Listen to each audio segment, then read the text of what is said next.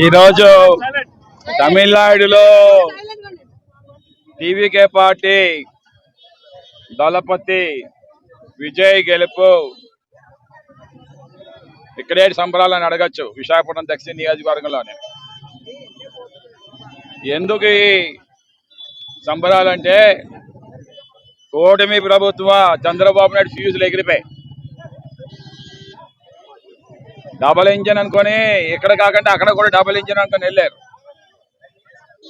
Double engine కాదు కదా, single ఇంజినే మాకు కావాలని చెప్పేసి టీవీకే పార్టీ విజయ్ని అత్యధిక అంటే అందరూ కూడా అన్ఎక్స్పెక్టెడ్.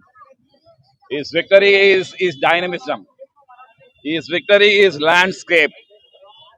అది ప్రజలు అర్థం చేసుకున్నారు.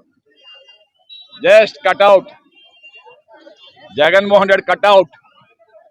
నువ్వు 3 రోజులు అక్కడ తిరిగావు చంద్రబాబు నాయుడు.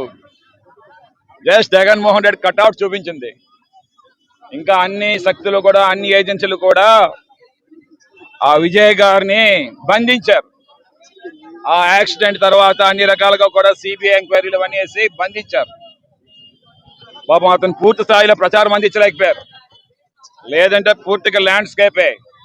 ఇది నాంది 2029 జగన్మోహన్ రెడ్డి గారి విక్టరీకి ఇది ఒక గుడ్ బిగినింగ్.